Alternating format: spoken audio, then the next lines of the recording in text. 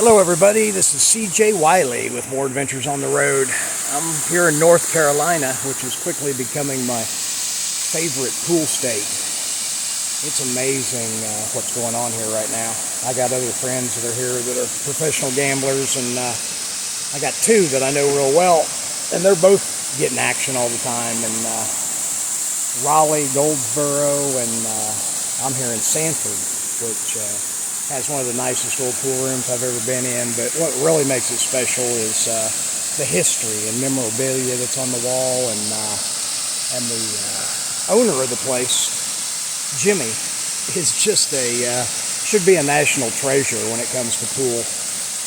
He knows a lot of people that I know, and we've shared stories. We've been sitting in his pool room after hours till like 3 in the morning sharing stories, and I think I'm deciding to do the ShootorDare headquarters in this area. I was going to do Delaware. Some things happened that gave me an uneasy feeling, and I always give things three chances, and that's just kind of a rule of thumb. But once those 3 chances are up, I'm not gonna stick it out. So I knew that wasn't the move. But I didn't know where I wanted to go, so I came through Atlanta, and I got some good friends there that they run the West Georgia APA, Don and Shannon, and that's a really good place too. So that was my first choice coming over here, but now I think it's my second choice. So anyway, I'm out here walking around, and I'm going to tell you a little bit about what I've been doing here, and especially something that happened last night that really was touching for me. And we did a podcast that they're editing now that has Jimmy and I telling a bunch of these stories, and I think everybody's going to like it. It's going to be on my YouTube channel. I'll probably try to put it on Facebook too. It's about an hour long, but never a dull moment. So anyway, here I am down here. I'll show you a little bit about where I'm starting out. There's something about running water that I just love. You can see that this water is coming from up above where the lake is. So I'm gonna walk up there, and like I said, we did a podcast, but last night I wanted to do a ShootorDare seminar, and we got several interested parties, and I used 2 of them, and had them play a match, and then I played the winner. But I kind of coached and narrated the match as it was being played. You see, the thing with ShootorDare, it's cleverly disguised, like a lot of things in this world. The greatest things you always have to look for. I always say we only recognize what we're familiar with, and once somebody is familiar with ShootorDare, the new pool game. It's at ShootorDare.com, by the way. It's like Truth or Dare, but ShootorDare on a pool table. And you can see the rules and stuff at that website, ShootorDare.com. But so I showed them how to play before we started filming. Here's this lake. See how the water's running down? That's what creates that waterfall. And so I showed them how to play. And like I said, it takes 10 minutes to learn and a lifetime to master. But I think on the average, somebody has to play it at least 5 hours. Strong Arm John said it really took 20 hours, but I think he was talking about to really learn, the advanced strategic parts of it. I can speed that process up a lot, and I intend to. Because once somebody plays ShootorDare, the other games, your level of play will increase exponentially, because you're going to be forced to shoot 3-way shots all the time in that game. And the better you can do that, the better outcome you're going to get. But then you'll realize that the highest level of all pocket billiard games, at least rotation in one pocket, is the 3-way shots, especially one pocket.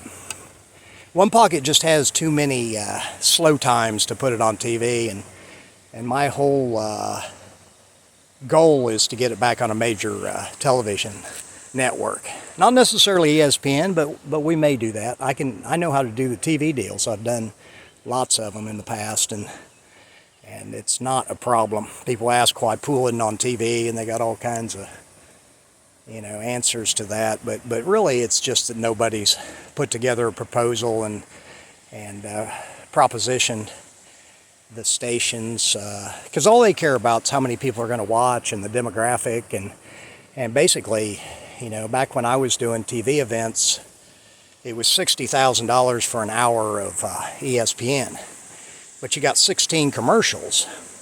So if you start getting pretty good ratings, you can get about 6,000 or 7,000 per commercial. So that's about 100,000.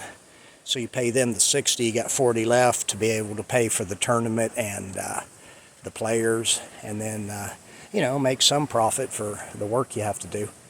So you get those commercials up to 10,000, and then you got 160,000.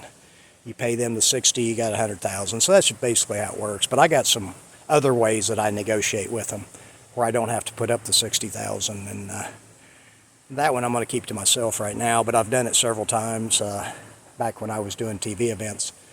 I worked with ESPN from 96 to 99 as a liaison between the players and my professional tour called the PCA, Professional Cue Sports Association. So we were averaging about 1 million people per show. So when you start getting those numbers, it is reachable, especially if you can push that up to 1.5 million or 2 million.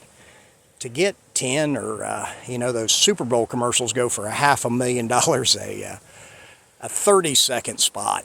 So we're never going to get to that level, but I think we can get to a level where we can get the players' purses up there really high and make this thing work.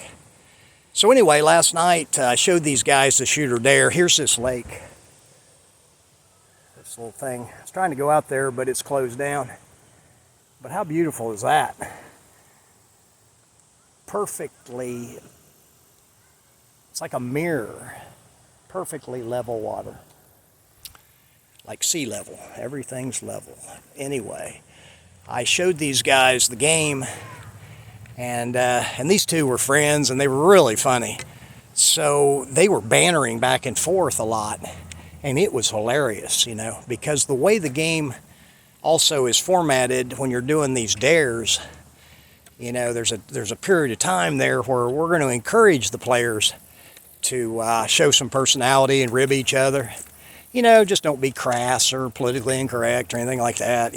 I'm not into the vulgarity. I think it has its place and time, but not, on the pool table, especially when you're showing it to an audience that has, young kids. I remember when I was 7 years old, I want to, showcase the game to the younger generation and give them the chance to learn this advanced strategy mindset that I developed playing this same type of game. I played it thousands of hours, and I won over $1 million playing it through the years, because you can ask any of the old road players, the only game people gambled at was the two-shot shootout, or they called it push-out or roll-out. So it was 2 foul ball in hand instead of 1 foul ball in hand. Ball in hand for making a foul is just much too strong of a penalty. So it dilutes the game down, because basically at my level, if you make a foul and the guy gets ball in hand, you just lose the game. So it's like the difference between, like in basketball, taking out the free throw and just making it where they can just do a layup. I mean, they're going to make that every time. At least with a free throw, especially under pressure, anybody's liable to miss one. And the penalty in ShootorDare is a spot shot with ball in hand behind the line, which I've shot thousands of those because you had to back then. Now One Pocket's about the only game that you shoot any spot shots. but it's a very important part of pool. And when they changed the rules to the 1 foul, like all the tournaments are played today, they took that out like nobody would miss it. But in effect, diluted the game down. There's another little dam and another part of the lake, so it just keeps cascading down where we started from. And here's a bridge going over it. Man, what a beautiful day. This North Carolina, boy. It's hot today, but not like it is in Texas. So these guys are showing a lot of personality. I mean, they're ribbing each other, and it's just hilarious. But they're also, as they kept playing the game, they got more and more serious. And then when we started filming, they actually played well, and it wasn't, you know, I didn't want to show everybody with 2 players that just play perfect, because you can't see some of the subtleties, and I just wanted to show an example of more, you know, these guys are probably 7s on a league, or maybe a little bit, you know, better actually. They like to gamble. So here's that lake. We came from over on the other side. I want to get one of those boats and go out. Need to get a kayak. Last time I kayaked was in the Big Island of Hawaii, and I went across this. It was pretty far, but talk about a shoulder workout. You know, it was awesome. So we started filming this match, and one of the players got up 3-0. They were going to 4, and the other one made the declaration, "I'm going to beat you 4 in a row." And boy, it looked like he was going to do it. I'll let you watch and see what happened. But then I played the winner, and you know, it worked out really well. We didn't film it professionally, so you know, you may not see the table as well as we're going to do when we start doing you know, our professional production. And that's another thing that we want to do at a much higher level than you've seen on TV before. We've got some really high-tech cameras, and we use an AI program that can follow the players around, and it's going to be really cool. So here's this lake. It goes around here. So we're going to go down this trail a little bit. I haven't been on this trail.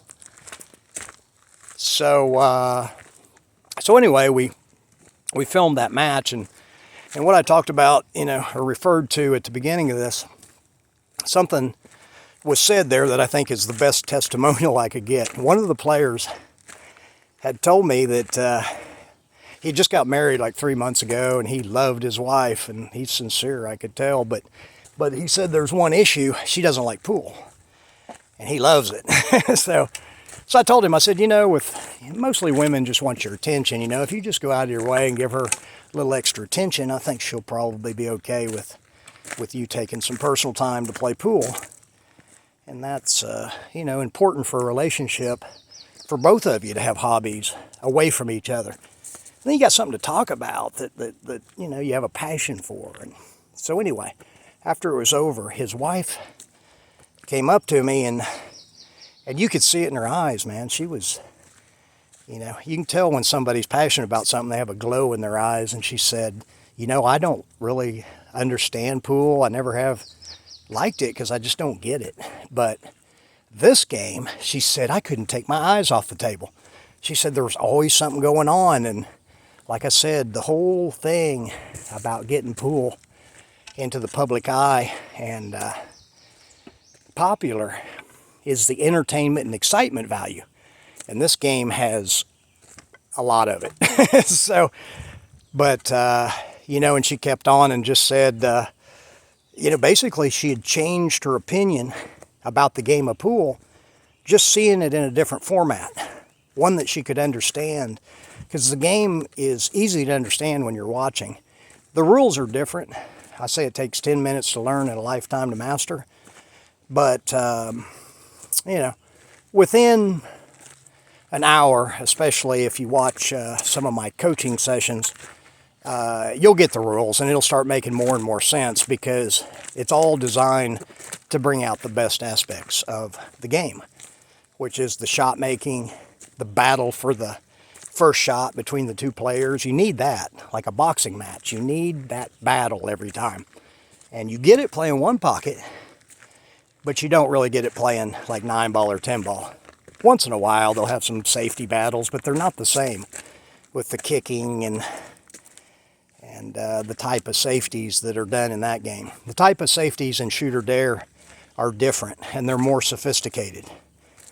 It's just, again, developing the mindset to play the game. But once you develop that mindset, going back to the regular games that you play, it's going to give you a huge advantage.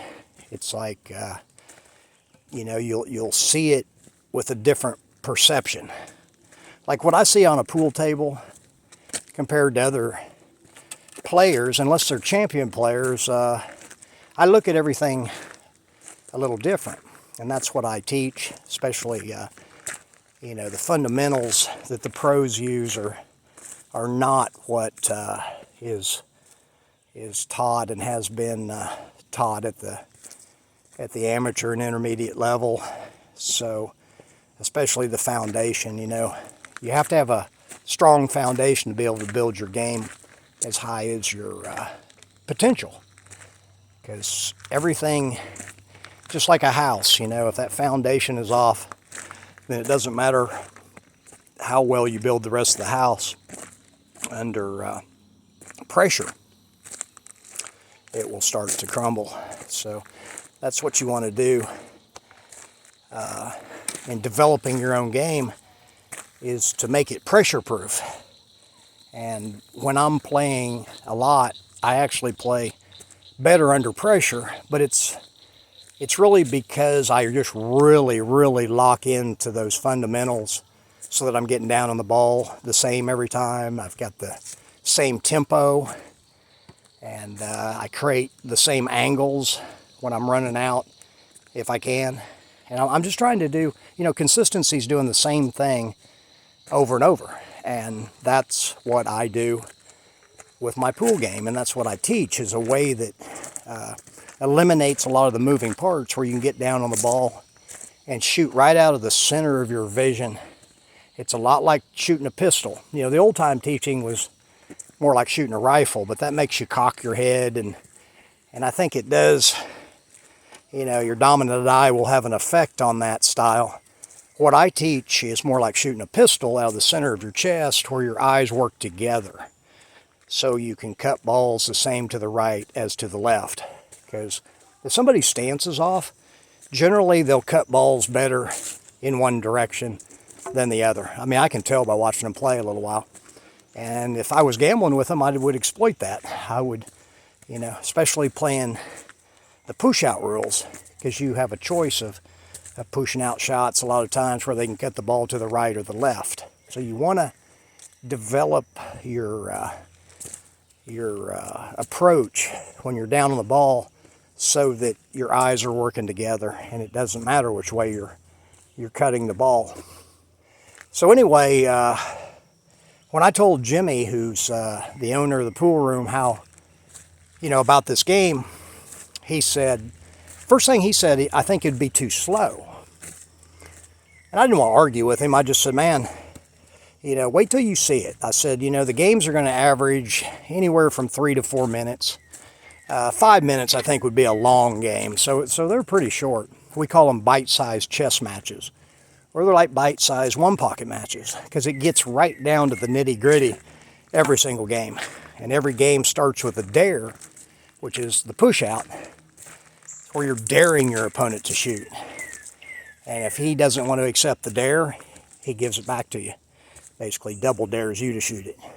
So there's a real cool exchange between the players during this time, and that's when it's going to be encouraged to have some banter, you know, rib each other, because that's, you know, I've been around pool rooms all my life, or most of my life, and there's just so many colorful characters in pool, and I want to help bring that back out. You know, like I said, Jimmy's he's one of the best ones I've ever seen. I started writing a list of a lot of these one-liners that we used to use, like, you might roll out a shot and say you wouldn't shoot that on counterfeit money, or roll out a bank and say, man, the banks are closed for you today, or man, last time you went to a bank, they called the police. So, I mean, just little things. We've heard them over and over, you know, if we've been around pool for as long as I have, especially, or Jimmy. But there's a whole lot of that people would just really enjoy because they've never heard it before. It's like a new world to them. And on the podcast, they said they liked, I compared the pool and the intrigue of it and the mystique of it to like The Sopranos, where, you know, nobody wants to be in the mob or really be even around those characters, you know, but they love the stories and like living vicariously through like Tony Soprano. I mean, I love that series and watched it. I've watched every episode more than once. So here I am getting into the jungle here. The jungle of North Carolina. So we're going to put that podcast on my YouTube channel. Make sure you check that out when you can. At you know, you can just search CJ Wiley YouTube channel and find it. But as soon as it's edited, I'm going to put that up. I'm going to put this thing we did last night up. Again, it's a little rough because we did it with a phone. We're going to have all professional cameras and stuff. We're just kind of experimenting right now. And I've been out kind of touring the country the last few years, just looking for, you know, different parts of the country that I'd like to target with this game. But most importantly, meeting people like Jimmy that own pool rooms and the locals around that have seen those times of the road player, which we talked about players like Eddie Burton and Jerry Brock, Fat Harold. Now you have to be in the pool world probably to know those names, but they were great players, you know, especially Jerry Brock. He won a tournament in Memphis that, I think he beat Buddy Hall in the finals, but he played just as good as, or close, you know. I'm not saying, you know, on a given day, he certainly could beat Buddy Hall and Mike Siegel and Earl Strickland, and they respected him, that's for sure. He was a stern character, like stoic, like he would sit somewhere and just like never move hardly, and he would never butt in a conversation. If you ask him a question, he would answer it, but he would probably give you just a point blank. He wouldn't fluff anything. Let's just say that. I think I'm going to turn around here. I'm getting into some denser. Don't want to meet up with any snakes today. You don't want to see me get bit by a snake. I've seen a few of them out here, but they generally mind their own business. And but if you get into where you can't see your feet, I'd hate to step on one. Especially here in North Carolina. I don't know what kind they have. I know they have rattlesnakes and probably copperheads, and I haven't looked into it, but I'm pretty sure I remember there's a whole lot of poisonous snakes in the state. So anyway, it's so serene here. But this is what I've always done to get away from the concrete jungle when I was running clubs and always in, playing professional pool. And it was always nice to get out. I got to get a mountain bike, especially if I'm going to stay out here. Looks to me like I may actually headquarters myself around this Raleigh and Sanford. And, we got a plan that we're going to initiate, like I said, to get this awesome game back on TV. You know, I know there's a lot of people that would really enjoy, hearing the stories and of the gambling and hustling, but then watching these same players, play a game that's more similar to what we used to play back when pool was really popular, the gambling part. I mean, pool's popular now. I mean, there's more people playing it, I guess, but, you know, it's just not the same. They're not, you know, like I said, the game has been watered down so much that it's just not that entertaining to watch. It used to be, I used to play in the finals of tournaments or semifinals, and there'd be like 500 to 700 people there watching. Now, you see the semifinals and finals, you know, there's really not even that many people watching. And if you watch them, they're like on their cell phone or not paying attention, really. Because there's just really only occasionally is there something that's really something to pique your interest as far as the entertainment and excitement value is concerned. So, that's where I'm at, is, you know, North Carolina.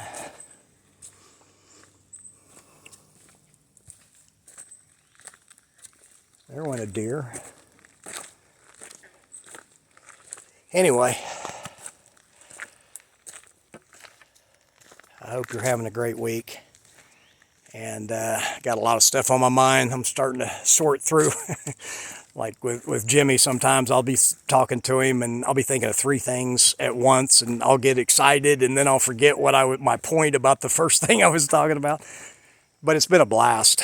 I mean, it's so fun to be around people that, you know, that remember the world that I love so much. Just so many things have changed, and, you know, I don't really see anything much better. Everything's easier, I mean, with technology. But does that mean it's better? I don't know. I don't really think so. But we're at a point now where we can't hardly live without these cell phones, and I'm okay with them. You know, technology is never necessarily good or bad in itself. It's your intent and how you use it. So as long as it's used in a positive, productive way, you know, I think it's awesome.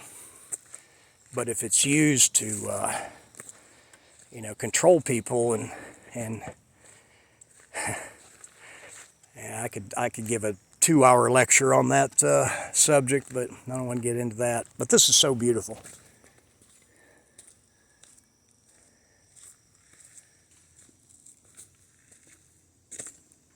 I hear something up there. I think it's that deer. So anyway, I'm going to get on more of a fast track to get some, you know, accomplished players playing this game, ShootorDare, because the game is much better when there's pressure involved. Because the more that's at stake playing this ShootorDare, the more challenging these shots are going to be. That you're going to roll out, and you know, because if you roll out too tough, they can make you shoot again. So you really have to understand the game at a high level to initiate that dare properly. Like I'm gonna push out or roll out a little bit different to like a 7 on an APA scale, relative to somebody that's a pro player. And then ones like Dennis or Colo and Shane and Sky and players like that, I got to be really careful where I push out, because they're such great shot makers. And that's what I look forward to people seeing, is just how good are these guys, because I can't really tell playing regular games.